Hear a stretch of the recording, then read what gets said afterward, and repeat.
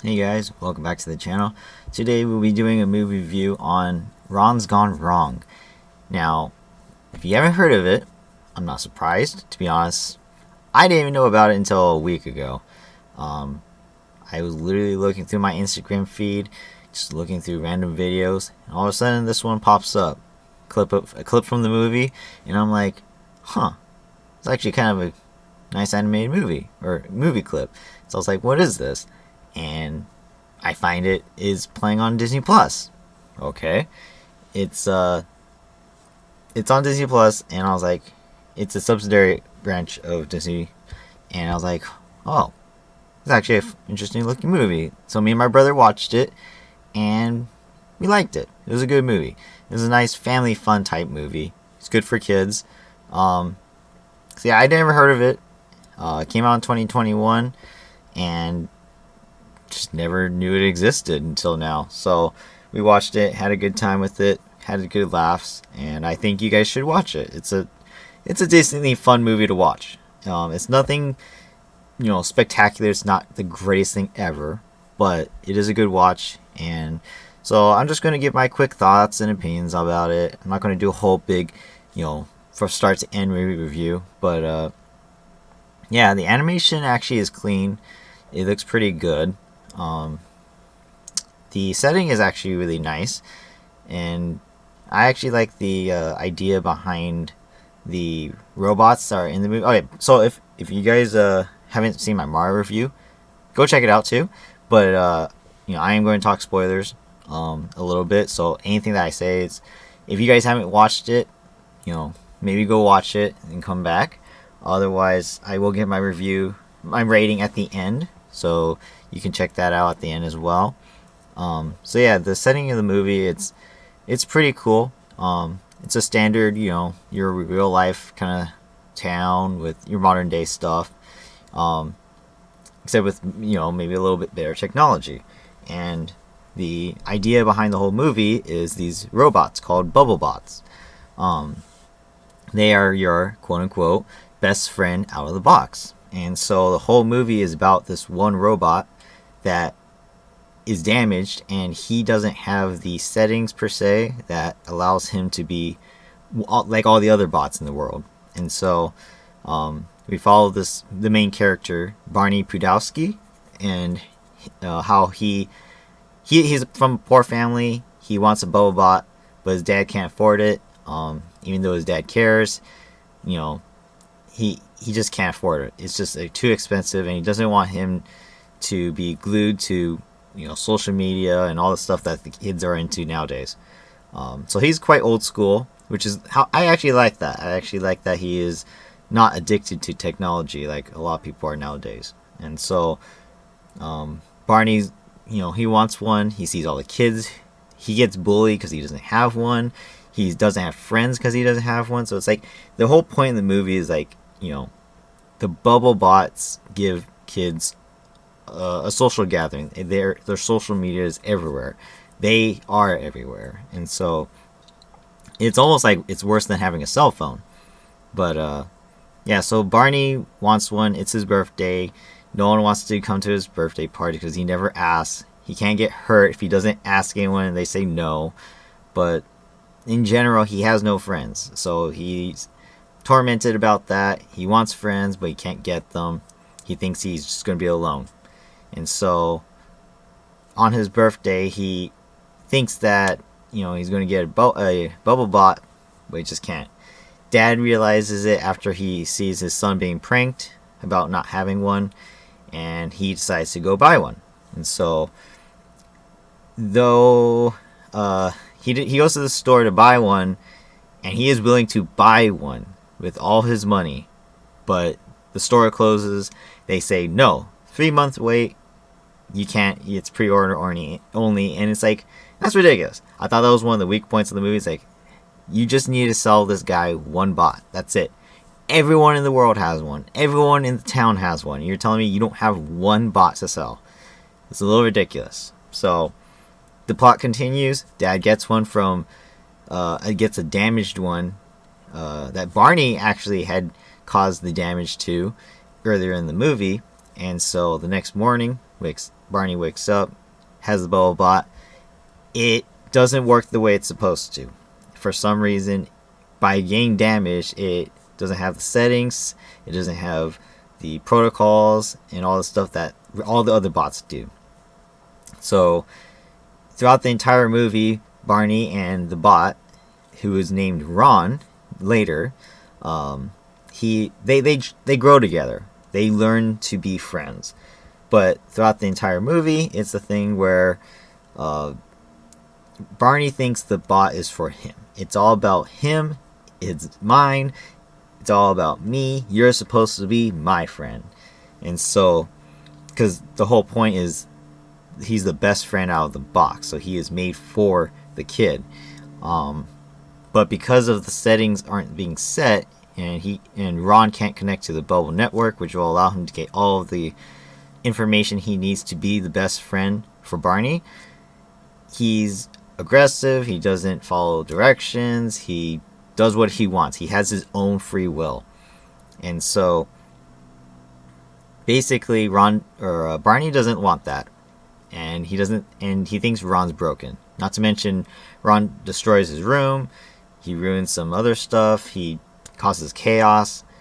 But throughout the movie, we see that he gives Barney fun. Ron causes chaos, but the chaos is fun.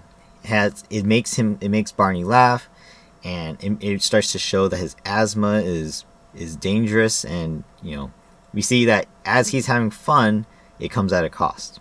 And so a lot of things happen throughout the movie where all the other kids start to think, okay, Barney has a B-bot and he's not supposed to, or this bot is unique and they want to be like that one. And so a lot of things go from here to there where Ron's learning, Barney's having fun, but it's all coming at a cost. And eventually the Bubble HQ, where the bots were made and programmed, they discover that this rogue bot is dangerous because it attacked a child, and that would be bad for sales. And Andrew, the partner of the CEO, who is Mark, Andrew is the bad guy technically in all of this. He just cares about money. He just cares about the sales. He doesn't care about kids. He hates kids, and he just wants to make all the money in the world. So he wants to destroy this bot. Mark, on the other hand, who created the Bubble bot, he wants to learn from this bot. He wants to know why it can laugh, why it can have fun on its own, why it can do whatever it wants, and what happened to it. And so he wants to meet this bot and find out how is it possible. So basically, Ron starts to learn more and more, and he eventually causes so much chaos that Barney gets mad at him. He says that you're doing things wrong. You're supposed to be my best friend, and do everything I say. You have to do what I say because you're meant for me. And throughout the movie, we see that Ron's like, no, it's a two-way street. That's the phrase they use. It's a two-way street. Friendship is a two-way street, and that you can't. It's not just I give you my friendship. You gotta be my friend too. And throughout the whole time, Ron's trying to earn that sticker to be the best friend out of the box. But it's not just I'm gonna be your friend. He asked Barney, "Are you my friend?" And that really hit hard. I was like, "Oof, that's a low blow." And it's like made Barney really think, "Holy crap, I was not a good person. I was not treating Ron right, and he is his own person." And so a few moments later in the movie, Barney regrets his argument with Ron. He feels bad, and he comes to realize that it isn't about him. It's about everyone. It's about Ron. It's about everybody who has a bot. Like, friendship isn't just given to you. You have to work for it. You have to earn it, and you have to build it. And so he meets up with Ron again, and instead of returning him to the shop to be destroyed and all that, he decides he wants to protect Ron. And so Mark and his Bubble employees want to destroy the bot, or no, sorry, Andrew. Andrew and his buddies want to destroy the bot, and so Barney wants to protect him. He runs away with Ron to the woods where no one can find them. But in doing so, Barney puts himself at risk because he has asthma, and he can't find his way back. He's afraid of the dark, and as the nighttime goes, he gets scared. Ron is dying. He doesn't have solar energy charge, and so he's low on battery. He goes down to 5% at the time, but he has to shut down. So all these things happen that lead to showing how much they've bonded together, how much fun they've had, but also how much they care about each other. And so in the end of that scene, Ron actually saves Barney's life by sacrificing himself, gets himself caught, and even though Mark gets to meet Barney and Ron, he uploads Ron's old database up to the cloud of the Bubble Network after he is already kicked from being CEO. And so now the next venture is they need to go rescue Ron from the cloud database and restore him because he's now just like another Bubble Bot. He was uploaded with the same algorithms and coding, and it just isn't working. And so, long story short, Barney rescues Ron from the database. They meet up in the network, but the only problem is during his rescue attempt, there's this big station where he can find all the information in the cloud. He also sees the Bubblebot cameras that are watching other kids, and specifically 4 cameras that are watching his not friends. Yes, there we go. As they put it, they're not friends, and the kids are Rich, Savannah, Ava, and Noah. And one was a popular girl who wanted to get all the views in the world, but she went trending with a Poop Me video where all the robots kind of came together into this giant monster, ate her, but it can't eat her because they're just bots, and it pooped her, and the video went viral online to the whole world. So her social life was ruined because of that. Then there's Rich, the bully kid, who no longer has any views because no one cares about him. He got his just desserts after everything that had happened. Noah, he's a gamer, but he's a shut-in gamer, and so while he's getting high scores and top numbers on all the leaderboards that all the games he's playing, he's alone. He's lonely, and he doesn't have any friends. Like, that's just the other side of the coin, that Barney thought like he was lonely, but even Noah's even lonelier because he doesn't actually have any friends. And then last is Ava. She's taking a picture of a bunch of shoes put together, saying it's party time, except there's no one actually there. They're just empty shoes. And so Barney comes to the realization that you can't judge a book by its cover. Everyone is lonely. Everyone wants friends. Everyone wants to be noticed. And he felt like he was the only one who was hoping for that. But in the end, everyone else was feeling the same way. And it only takes a little bit. Like, just reach out your hand and talk to people, and you can be friends like that.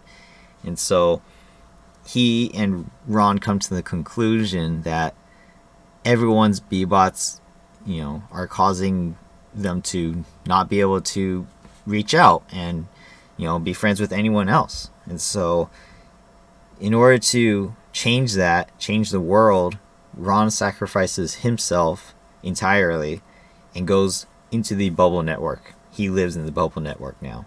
He can no longer be a B-bot. So he sacrifices himself, his algorithm, his coding, and uploads himself to the whole Bubble Network. And basically, he doesn't die, but in a sense he does. He no longer exists physically. And that's how the movie basically ends. All the other B-bots now have his code and his algorithms that allow him to have a free will and almost do whatever they want, and which that improves all the Bebots worldwide. They are allowed to do more things, have more fun, have the choices to themselves, almost like they're their own beings, which one could say that's actually really bad. That's really dangerous. But it's a movie. It's a kid's movie. So, it's all in good fun. It really is. And in the end, because of all that happened and all of the other kids that, who he thought were not his friends or would never want to be his friends, they end up being his friends again. Because they were used to be friends at one point when they were much younger. And there's this bench called Barney's Bench on the playground at school. Barney used to sit there alone every time at recess, waiting for someone to come around and talk to him, be his friend. No one ever did because everyone thinks that's weird, that's creepy. He is weird. But in the end, all four of them, Rich, Savannah, Ava, and Noah, they all sit there. They're all friends now, and they all understand each other. They all think that Barney's cool and he's done a good thing for the world. And so overall, the movie itself, it flowed nicely. At times it was a little fast paced, but there is a lot to put into it. I think it was an hour and a half movie. So I think it could have been longer, and it would have done a lot more justice for the entire thing.